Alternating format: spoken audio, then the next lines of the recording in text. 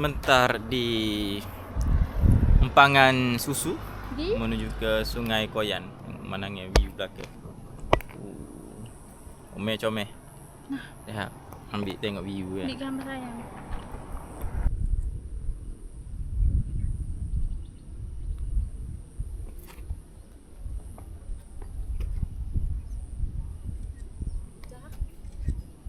Saja je nak ambil. Ni kok Anibi tak comel?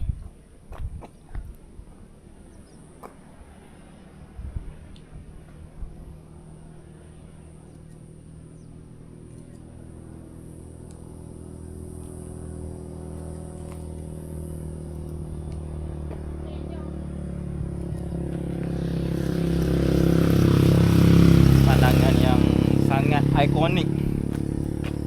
Perancis. Molek. Kok ni sikit. Sayur tinggi Tapi dia pagar tu semua.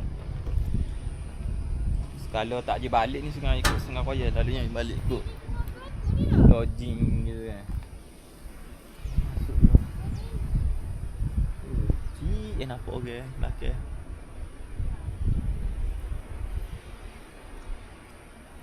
Okay. Kaji balik lalui Sungai Koyan ni kan. Ni first time.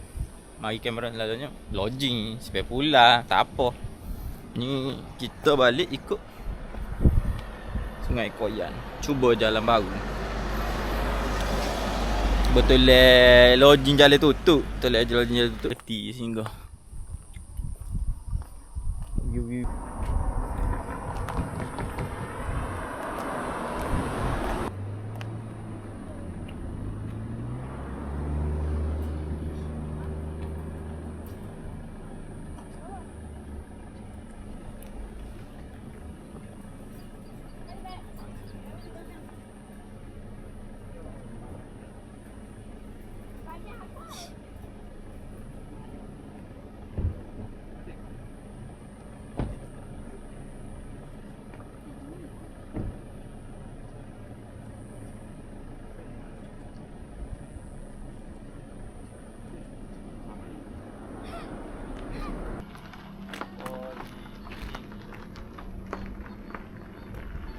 Tengah. Dia tak ada orang dah.